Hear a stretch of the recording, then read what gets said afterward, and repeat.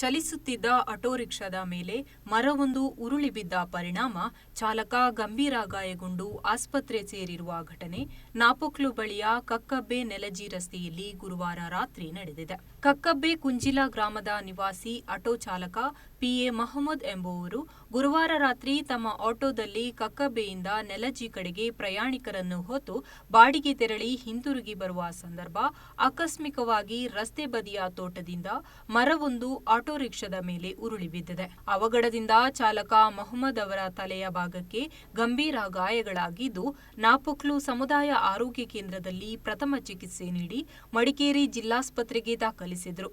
ಬಳಿಕ ಹೆಚ್ಚಿನ ಚಿಕಿತ್ಸೆಗಾಗಿ ಮಂಗಳೂರಿನ ಆಸ್ಪತ್ರೆಯಲ್ಲಿ ದಾಖಲಿಸಲಾಗಿದೆ. ಆಟೋದಲ್ಲಿದ್ದ ಇಬ್ಬರು ಪ್ರಯಾಣಿಕರಿಗೆ ಸಣ್ಣ ಪುಟ್ಟ ಗಾಯಗಳಾಗಿದ್ದು, ನಾಪೊಕ್ಲು ಸಮುದಾಯ ಆರೋಗ್ಯ ಕೇಂದ್ರದಲ್ಲಿ ಚಿಕಿತ್ಸೆ ನೀಡಲಾಗಿದ್ದು, ಅದೃಷ್ಟವಶಾತ್ ಪ್ರಾಣಾಪಾಯದಿಂದ ಪಾರಾಗಿದ್ದಾರೆ.